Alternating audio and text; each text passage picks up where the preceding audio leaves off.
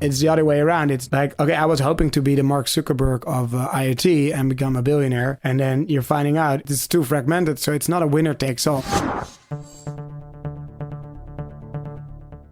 From EE Tech Media, this is Moore's Lobby, where engineers gather to talk all about circuits.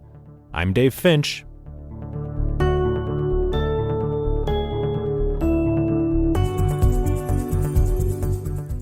Today in the lobby, we're talking all about the Internet of Things, specifically one critically enabling wireless protocol.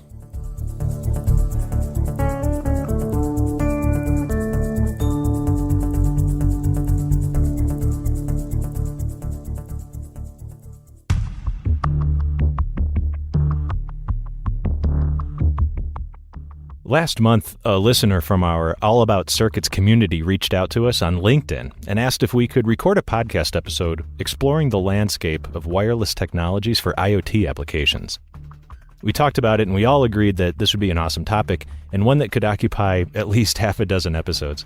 So today we are jumping in with the first of several discussions around wireless technologies for the Internet of Things. We'll be joined by Wienke Giezeman, co-founder and CEO at The Things Industries. Wienke will explain the most important factors in selecting a wireless protocol for your connected application. As a hardware engineer now, you have to think thoroughly around, okay, what Lorawan stack am I going to use? But first, let's look real briefly at one of the newer wireless connectivity protocols being adopted all around the world, LoRaWAN. Dave Kendjal is Chief Technology and Chief Operating Officer at Senec, a leader in global IoT connectivity and founding and contributing member of the LoRa Alliance. Dave is a LoRa Alliance ambassador and joins me to lend his expertise on this popular technology. Dave, thanks for being here. Now, if you're looking at IoT and then you're looking at protocols, LoRaWAN obviously sticks out. Sigfox, Zigbee, Bluetooth are... What is the landscape right now of really viable technologies if you're looking at everything from consumer things like wearables to smart building, smart agriculture, smart city? Yeah, the space has consolidated a little bit over the last 5 or 6 years. We really segment it down into a couple of different focus areas. And one of the first areas to segment is based upon the geographical footprint of the solution. So, we think of personal area networks like Bluetooth, if you will, local area networks like Wi-Fi, and maybe a few others that be, and then wide area networks. A wide area in the traditional sense meant, city to city or metro areas. It doesn't need to be that wide anymore, but looking at something that's larger than your typical land footprint. So that might be a campus, for example, or an entire building. In that space, there's a little bit more variability right now. We would see that primarily along the lines of licensed versus unlicensed technologies. So in the unlicensed space where you don't have to purchase the spectrum, LoRaWAN is definitely the leading candidate, we would say, at this point in time. Previously, there were others like Sigfox that you had mentioned before that were in that same space and are still there. But the strength of the open specification, the open Alliance has really started to build a lot of market momentum around the LoRaWAN protocol in that area. And then on the license side, you have the 3GPP-based technologies. Specifically, as we look at LoRaWAN, the one that has some overlap is narrowband IoT. So those two are targeted at somewhat similar gaps. And then as you go to higher bit rates and more streaming kinds of applications like voice and video and those sorts of things, you get into the LTE solutions. LTE Cat-M1 is probably the first step there. Mm-hmm. And we see Cat-M1, we see Wi-Fi, we see Bluetooth as very complementary solutions that you should make selection based upon your use case. You mentioned narrowband IoT. Is that truly power competitive with LoRaWAN? It's in the same ballpark, we would say, but the analysis is always more complex than a single answer can give you. But generally speaking, we would say that LoRaWAN-based applications, even trying to do very similar things, are probably 4 to 5 times more power efficient than a narrowband IoT solution. And so that's really important. It's not 10 times or 20 times as efficient as it might be compared to Cat-M1 or something like that, but it's still a very significant difference. And one of the things that is often lost on people, because when we talk about low power wide area, we always know that it's a small amount of information that you're bubbling back up from the device. And when we do some of those power comparisons, or you see some of the power comparisons in the market from one side or the other, it's not always an apples to apples configuration. So what's really important to understand is how much energy does it take to get that piece of information delivered? And that's really where LoRaWAN is enormously efficient, much more efficient than any of those other 3GPP protocols really ever can be. And that's something to be cognizant of. When we look at that, we can say we might be able to send actually like maybe 10 times as much data as the narrowband device can and still maintain the same power profile as it does. Oh my, okay. And how is that possible? Are there like what is in the LoRa radio specification that enables that? Is it it the data rates? Is it? It's a combination of things. So certainly at the physical layer, there's some unique capabilities that are present about efficiently using the energy that's available to deliver that. Part of it is a concession. It's an optimization that was purposely made to resist over abstraction.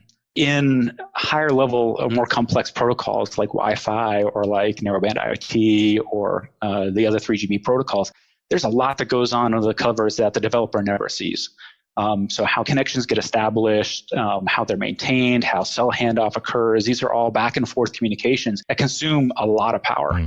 And in the LoRaWAN case, we've kind of rolled back the covers and said, you know what, we're going to give that power back to, a little bit of a pun, give that control back to the solution developer, the application developer, to make a conscious decision about how they want to use that energy. And as part of that, it is a very low level protocol when you kind of pull it back. So it's not IP based. There's no decorated JSON objects that are moving back and forth. When you build something for LoRaWAN, you build a compressed binary protocol to represent it. So when you connect to a LoRaWAN network, you may only do that connection handshake once in the entire lifetime of the device. So for 10 years, you do that handshake once. Oh, wow. And at that point on, now you can just send messages. And when you send that message, this is the other thing that's really unique about LoRaWAN, is that all of the gateways in the vicinity receive that message. Now, what that means is that from an RF perspective, you get to take advantage of whatever the best RF environment happens to be at that time. So if there happens to be a truck passing between you and what you think is the primary gateway, well, the secondary gateway can pick it up. Mm-hmm. And that has a real huge impact. It's in the RF side, they call that spatial diversity. And you can do that with kind of multiple antennas connected to the same radio. Or with LoRaWAN, you can actually do it with multiple radios that are out there, which is really powerful, which means that you get every benefit from the energy the end device is expanding. That's completely different than really how any of the other protocols that we've talked about so far today work. All of those have an association that gets built with a gateway, with an access point, with a base station, with another device. And all of those connections have to be maintained in order for that device to continue to communicate. So is that why LoRaWAN is that one of the reasons why LoRaWAN takes advantage of spread spectrum modulation? The spread spectrum and the chirp spread spectrum, which is specifically around LoRaWAN, it certainly is a very efficient means of using that energy. So when we're talking about these kinds of conditions that we're operating in with LoRaWAN or with any of the other low power wide area networks, you're at the very fringe in many cases of what connectivity can be. So the error rates and recovering additional information, and how do you do that while you're still complying with the regulations for, like in the United States, for staying on air for only 400 milliseconds and hopping across channels and doing all those other things is really a novel part of why that technology was used. That modulation also enables a couple of other things that many other techniques don't support. So one of those is the ability to communicate with devices even when they're moving very rapidly. And I'll talk about two distinct kind of challenges in that space. So if you look at ultra narrowband solutions, and Sigfox is one of those, for example, as you start to progressively move faster, faster than walking speed, then you get to driving speed and maybe, train speed, you start to experience significant Doppler shifting that goes on, and it makes it so that the receivers can't lock onto the signals anymore. So that's one of the challenges there, and you'll see that if you look at the applications that are targeted for Sigfox versus LoRaWAN. A different problem exists in the 3GPP space, so specifically with narrowband IoT. In this case, it's not that you're experiencing the Doppler shift, but rather that you have to do cell renegotiation. So as you're moving from cell tower to cell tower, the end device has to be continually communicating with the cell towers to do that, to negotiate that handoff. And you end up with a power profile that can be even worse than its bigger cousin LTE-M. So that precludes it from a reasonable use case for a battery-powered device. So LoRaWAN doesn't suffer from either of those elements. So it's immune to that Doppler shifting up to very extreme frequency or velocities. And because we don't have a gateway-to-gateway association, you can seamlessly move across that network without the gateways or the network or the end device really even needing to do anything to support it. Beautiful. So then the gateways are looking at signal strength. Do you dedupe at the gateway, or is that more at the network server? So there's a little bit of both that happens. So at the gateway level, the deduplication is really a multipath deduplication. So multipath is when the signal, the transmission is reflected and refracted off of multiple surfaces, and the receiver receives all of those incoming signals from that original transmission at slightly different times. And so it's responsible for deduplicating that that analog mess, if you will, of all those signals coming in at slightly different times. The gateways then present all of that information back up to the core network, and the core network then is responsible for the deduplication of all of that information across all of those gateways. And as it's doing that, it's also making a determination about which gateway is the optimal gateway to use for any downlink transmissions that need to be sent to the device, for example, as well as if any of the device's RF configuration parameters should also be changed in order to take advantage of a new RF condition. Okay, so we're getting kind of a lot of noise. We're going to either change the channel or indicate that maybe the device is failing or whatever the case may be. Right, or like I said, change the channel. Maybe we need to increase the transmit power or change the spreading factor or have the device send the message more than once to us so that we can get a better chance of receiving it. All of those things are possible.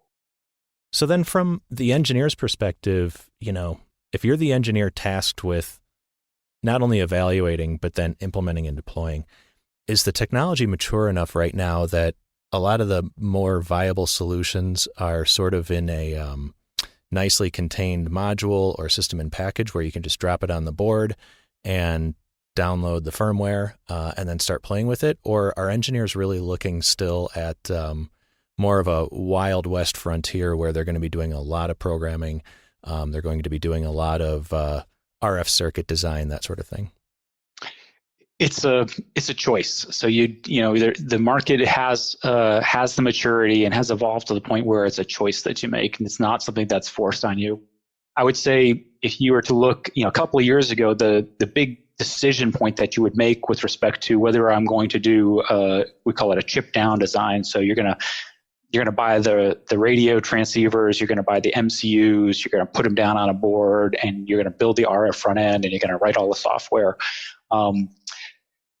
Versus a radio module that might come with the RF front end already done, nicely terminated, as well as an MCU with a protocol stack that's running the radio driver, or maybe is running the LoRaWAN as well.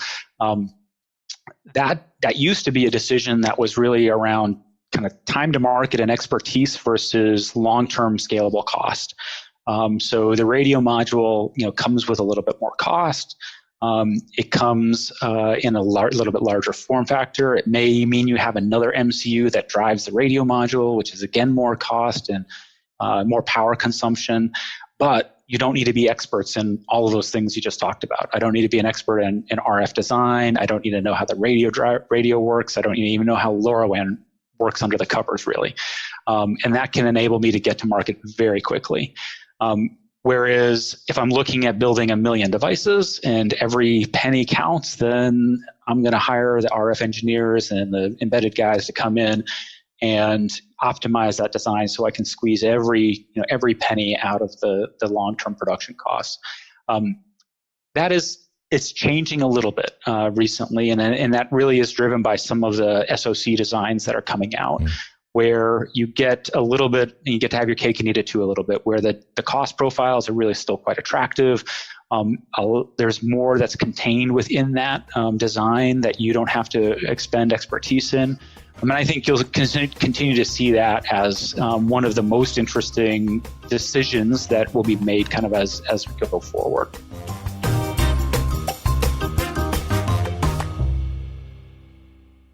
This portion of our podcast is brought to you by EA Electro-Automatic. EA offers state-of-the-art programmable DC power supplies and electronic loads for industry, laboratory, education, and emerging markets like e-mobility. EA power supplies are the gold standard, keeping pace with technology demands by featuring true auto-ranging and full-color touchscreen displays common across all models. Advanced built-in capabilities include arbitrary waveform generation, battery testing, PV simulation, and more. For more information, go to electroautomatic.us.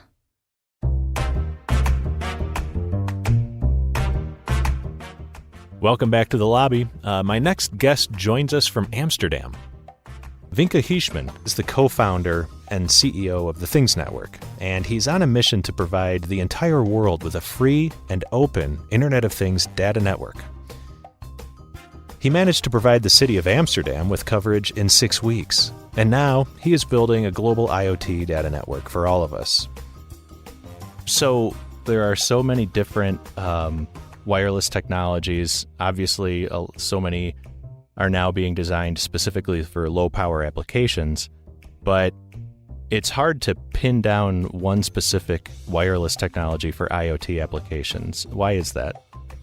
Yeah, because that is the question that's always being asked, but it's the other way around. It's like, okay, where's the magic bullet in this industry? But it actually should be the other way around. Is that, okay, what kind of problems do we find in businesses trying to transform their business, trying to increase efficiencies, trying to increase revenue, and how can we solve that with IoT? And then you might need a piece of connectivity. And then based on all the complete context of that problem, you can decide on which technology you want to use for connectivity. And LoRaWAN typically is working very well in local IoT networks because of its low power, because of a very secure provisioning protocol, a very installation and systems integrator friendly provisioning protocol.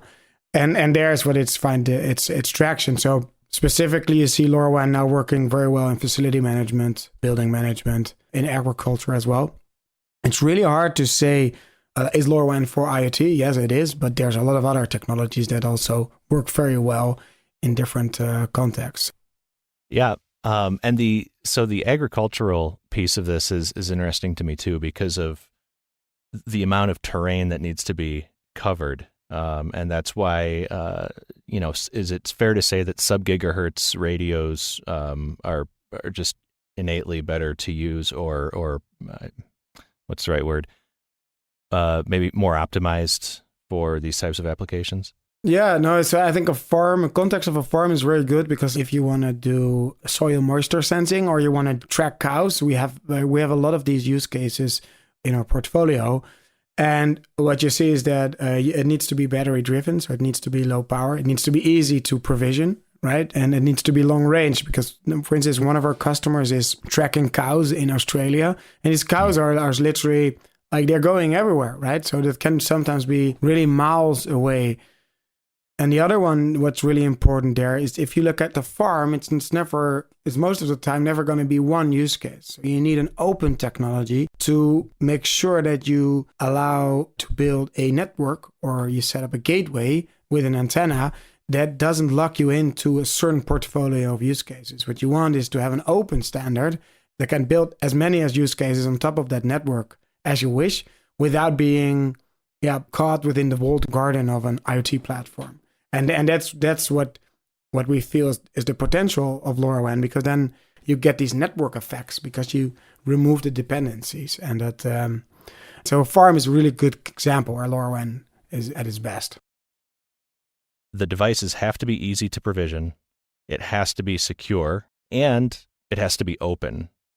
So those three factors, I think LoRa technology has done a lot of that heavy lifting, or a lot of that hard work within the protocol itself. Has that been your experience? Yeah, so the LoRaWAN protocol itself is completely open, and it makes the network agnostic from the applications. And what you typically see in the IoT market, it is a risky business. So what you see, somebody has a great idea because they have a one piece of like unique technology, and then you go to a VC, and then the VC says, yeah, I want to invest, but then you need to build a platform. And then you need to be able to grasp future value through value-added services. So you have to create a core, which is the lock-in, and then you have to build additional services on top of that to grow your revenue. And typically that is a commercial interesting point of view from the investor's perspective, but it also builds a ceiling because nowadays CIOs and IT architects, they're not stupid, right? They smell a vendor lock-in from a few miles away, right? Right. So this is not what the world is going to look like. This is not how IT is evolving, and this will not be how IoT is evolving. So, and then you have this one trick pony as an IoT startup, and then it can't expand further because it cannot leverage the platforms of maybe its competitors or partners or whatever. So it's building actually its own walled garden is becoming a prison, right? So Right. That's a nice title for an article, by the way. Like from walled garden, is your walled garden really a prison? I'm going to write this down, sorry. Yeah, go for it. That's yours. Yeah, I'm going to claim it, yeah. So we need to build products that are very open. So like the value creation is also very open. And that we make sure that we integrate easily with existing IT infrastructure and IT governance policy. So we make sure that if you implement our system as an enterprise, you can just have it as a whole product and it works all fine end to end, or you can cherry pick and mix and match. So you can say, okay, now I don't need another username, password login. I have my single sign-on. I have my LDAP in my enterprise. I don't need another key management system because I just configured it in Azure with Azure Key Vault, where I just decided together with the security officer that all our root keys will only be stored there. So then if we come in with our IoT solution, and then the question comes, so where are the root keys? Sorry, yeah, that's on our servers. No, it's not going to work, right? Right. So this IoT is only going to scale if we're going to ride the wave of the current IT architectures, which is about microservers. It's about integrations. It's about serverless. It's about cloud. So yeah, and that goes back to your question, is like, why are open standards important? And that's why it's important, because then if you have open standards, you have a common language, you can work together without a lot of overhead, and then things start to scale rapidly. Exactly. The Internet of Things can only be as successful as the number of devices that are connected to it. So make this as easy as possible, so that all the different gardens can talk together. Yeah. So in the chain of Internet of Things, it starts all the way down at the device level, collecting data about the environment, about the cows, whatever. And then now we can pull all the way up to the cloud, and then from the cloud be serving up information, for end applications. And so we're seeing everything from, you need to have proficiency in being able to design sub-gigahertz antennas and design for 5, 6, 7 years battery life, designing for secure backhaul, but also cloud integration on the other end. Can you walk us through what has to happen, all the steps between when that data is generated and putting it into the cloud where an end user can access? The main architecture of an IoT solution is that, let's say we get a smart mouse trap. So mouse is caught. The device detects the physical movement of the trap going off. And then you need to have a piece of electronics in there that senses it. So that's the sensor. Then you need, of course, the MCU to make sure that you can process the data. And then you need to have a transceiver that can send it over an antenna on the sub-gigahertz bandwidth using the LoRaWAN protocol and the LoRa RF PHY.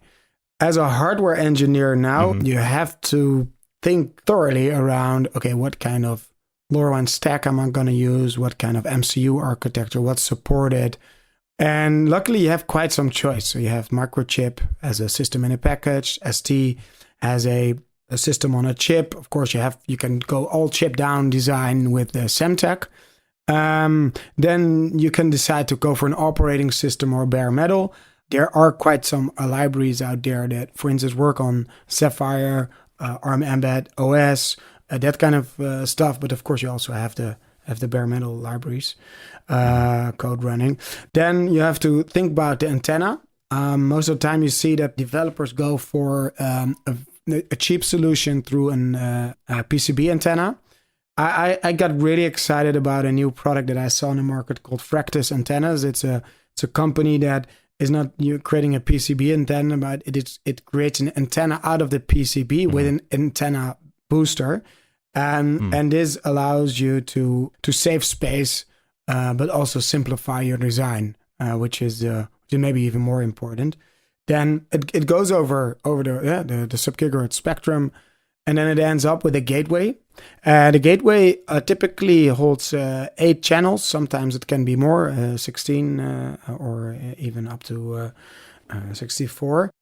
What is really nice about the Lorawan architecture is that the gateway is actually very thin. So basically what it does the demodulation, it does the decoding, then it forwards the raw data directly to a thing called the Lorawan network server. And this is where our core business is. And the Lorawan network server is able to decrypt and decode that data and pass it on to the cloud platform. Now, what you see there is that the encryption also takes place on the device itself, and it takes place in what we call something called an application server. And the beauty of this is that you can also configure it in a way that you can control the end-to-end encryption, because end-to-end encryption is nice, but it's just as nice how the one end and the other end look, right? So if you have very bad device security, that's one end, then you still have a badly secured solution. If you have a very badly secured cloud and your end of your end-to-end encryption is in that cloud, it's not bad as well. So we offer all kinds of ways to, first of all, make sure that you store the root keys in a safe place, but also make sure that the decryption takes place in a domain that you desire. So one of the challenges that a low bandwidth technology like LoRaWAN brings is that you cannot do any TLS kind of security because that requires a lot of bandwidth in negotiation around how to set up the security.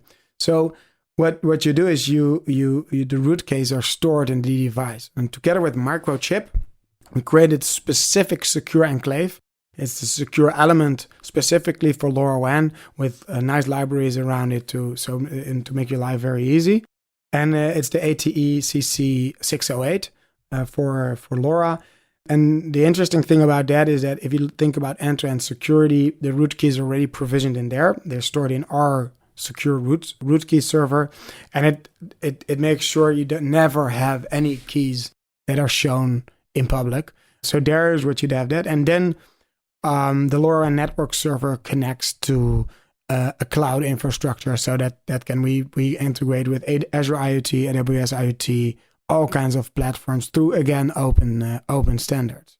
So yeah, that is it's quite a story, but yeah, it is interesting that all these building blocks and the toolbox, that's what we provide, and we're like, it's really nice to see that the ecosystem is maturing and that the building blocks are getting better and better and easier to integrate. For hardware design engineers and firmware engineers to be able to have access to even libraries that are helping them at the device level, this is really interesting to me. So the Things Industries has, you said, developed in collaboration with Microchip the algorithms, the applications that run bare metal on their devices to establish security at the sensor level. Is that right? Yeah. That's what we did. So to set up a LoRaWAN connection securely, you need to have a device root key, and if you are exposing that in like normal memory, it could be run at risk. But what it also does is that you could see it more as a lot of security things you should have done anyhow in a little package. So the security is not only about securing the right keys, but you also need to make sure that you're not always using the same key, right? That's also something security risk that happens a lot. When you use this piece of silicon, including the root key management server, then by implementing it, you're implementing directly all the best practices. And maybe you don't even understand all of them fully, but it at least it makes sure that you make sure you implement the best practices and all the things you should do to have a secure LoRaWAN solution. There are so many engineers now who are being tasked with, we need to connect our devices. I say a lot of times that people make the mistake of assuming that engineers are extremely talented and well-versed in all different aspects of technology. And that just simply isn't true. If you're an IoT device designer, you now suddenly have to have some level of proficiency in security, RF design, embedded, power management. So the fact that you're able to give design engineers these tools so that they don't have to be next level security experts, they just have to know how to access your body of work, your expertise, and implement it onto their system. Yeah. No, the scope of competence is immense, and it's almost above natural if you can do it all. The interesting thing is that there a tendency of being like a developer, and I am guilty. I'm not a developer actually, but I'm also guilty. That you always are very optimistic. You get excited about an idea, and they say, "Yeah, we'll make this work in 3 to 4 weeks." And then you're saying they will make this work in 3 to 4 weeks, and the customer hears, "Oh, I get started in 3 to 4 weeks." And the getting something to work in 3 to 4 weeks is true. Getting something that's in production and has a failure rate of 0.1%. And can run on crazy temperatures outside is like 3 years of R&D. So it works all the way. I think the industry should be very self-critical in all the major technology promises it did. So what we now see is where we are successful in, for instance, very simple temperature measurements in supply chains and in for food compliancy. We have customers that are able to address a niche in temperature measurement, and that is growing like crazy. And it's the most simple use case, but it is not because the use case is so simple. It's that we were able to push that to a 99.9% reliability. And wow.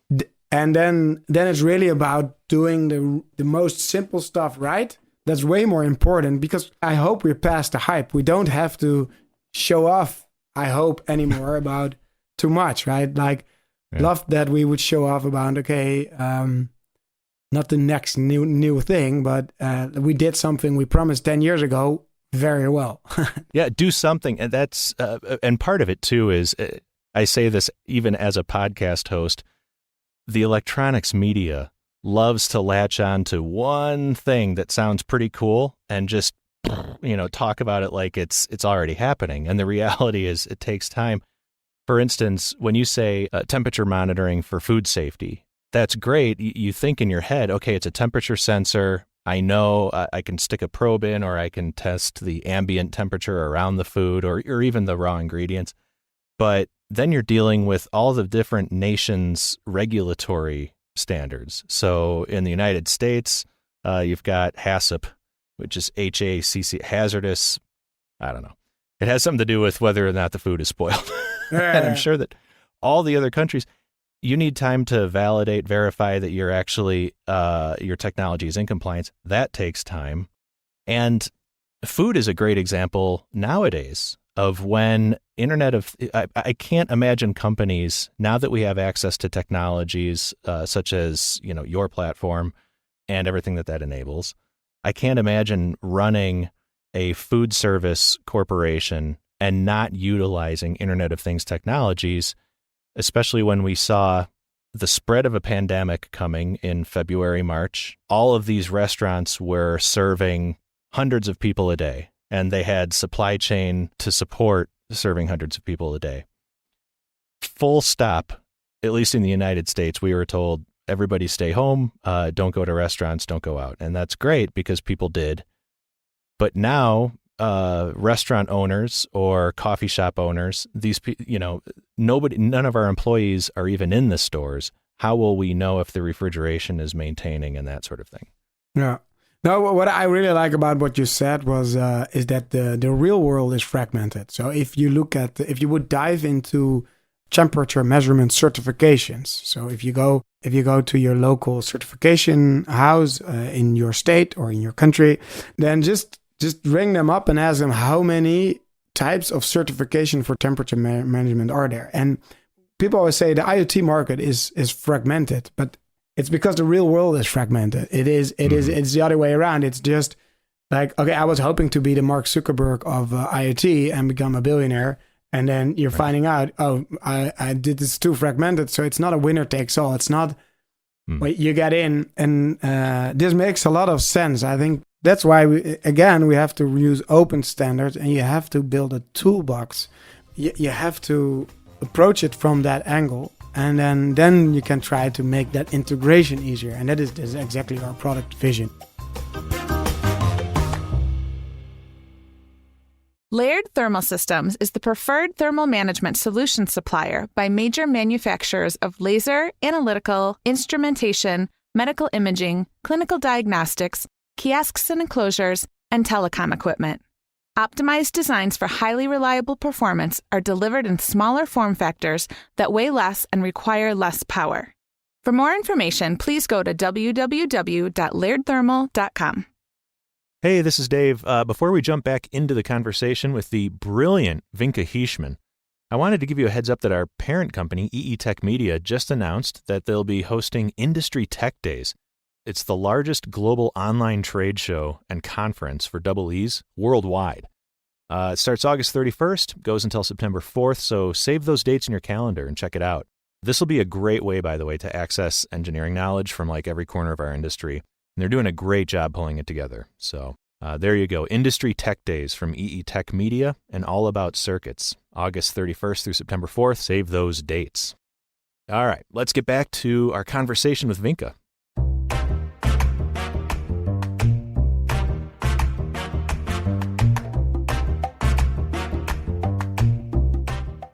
So, speaking in the spirit of open development, how can engineers get started evaluating LoRaWAN, playing with it, getting their hands on it? Is that part of the mission of the Things Network? Yeah, so it's thethingsnetwork.org is a platform that if you want to get started and learn about LoRaWAN, we made it free and easy and very cheap to start with a very simple gateway that only costs around $80. You can get an Arduino device to get hands-on.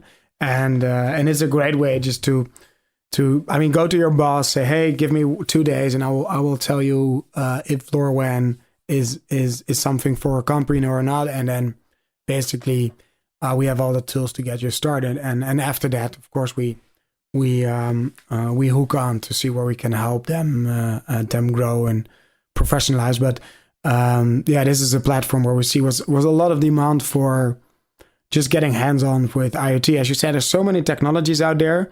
So, and the only thing that the only way that you really know is you can read the articles, you can read the papers, but if you just can invest one a day in getting hands-on, then that's in the end the best way to learn. So, that's what we do. And there's 110,000 members on there, developers. Oh my gosh.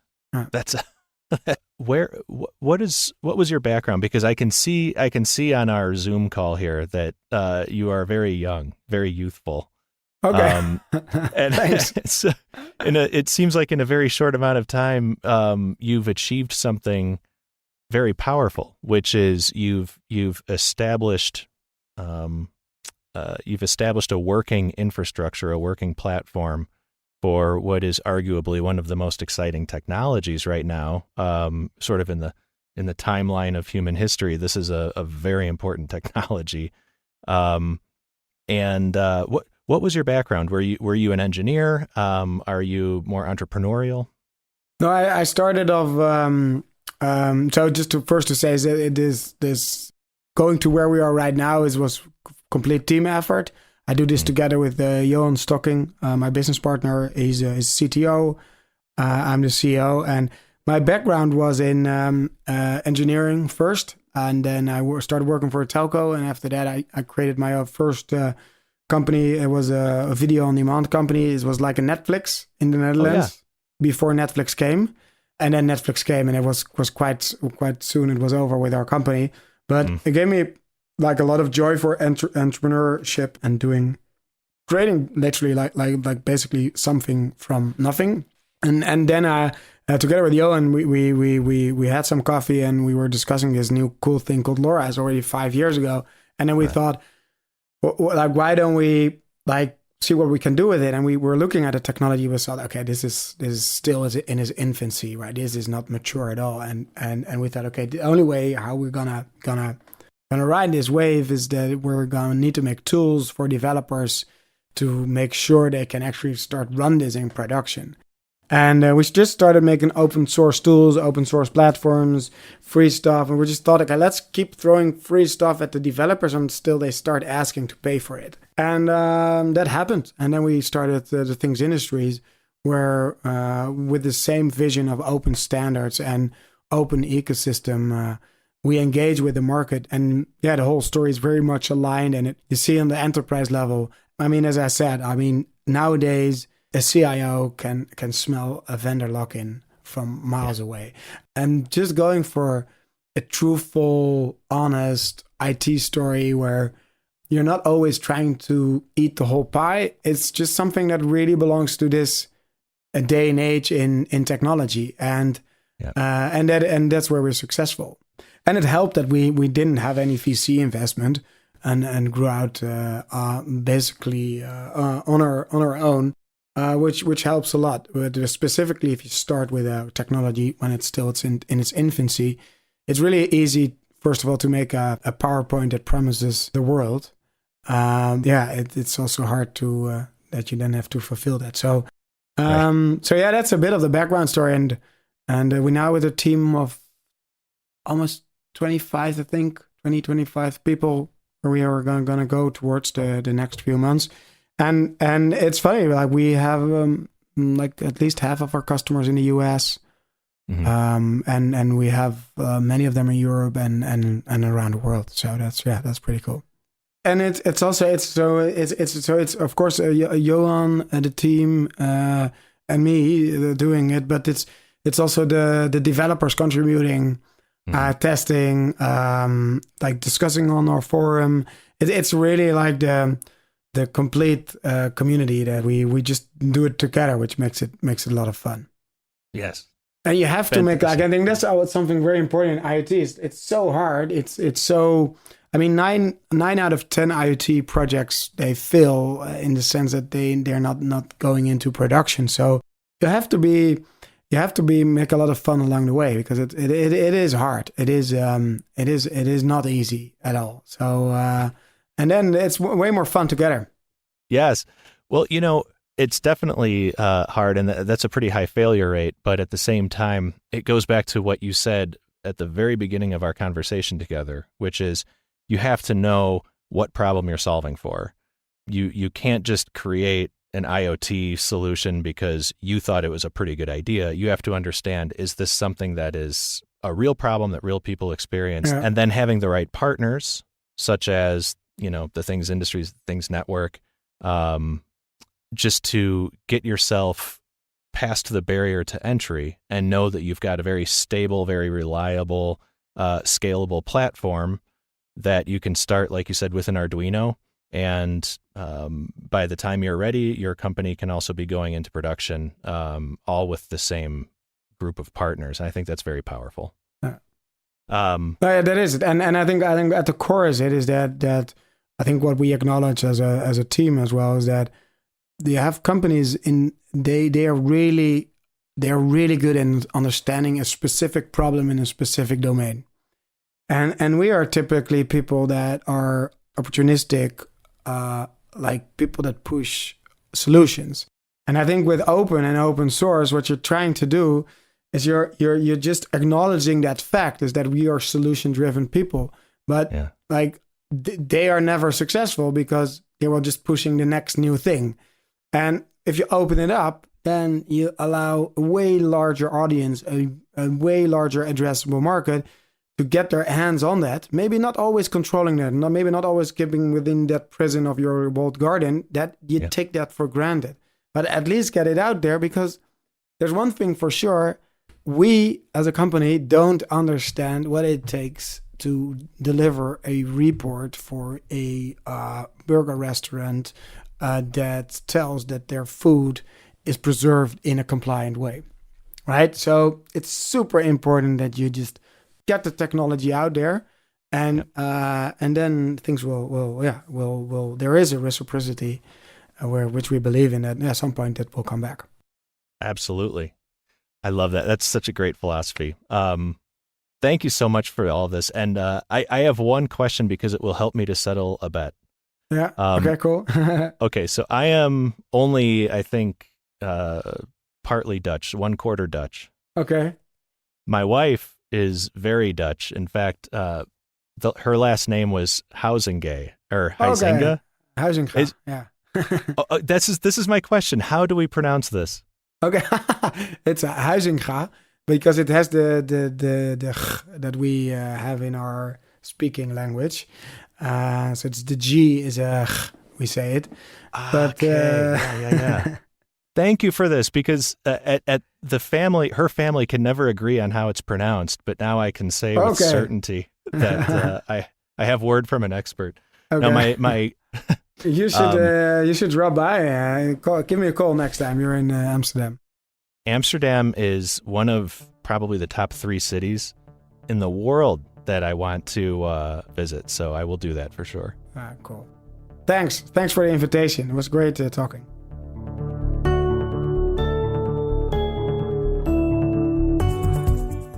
Big thanks to our guests Dave Kendjal and Wienke Giezeman, who joined us from their home offices to walk us through LoRa and the Lorawan protocol. In future episodes, we'll look at some of the other prominent wireless protocols for IoT applications. And thanks again to our listener, Madhav from Goa, India, who suggested the topic.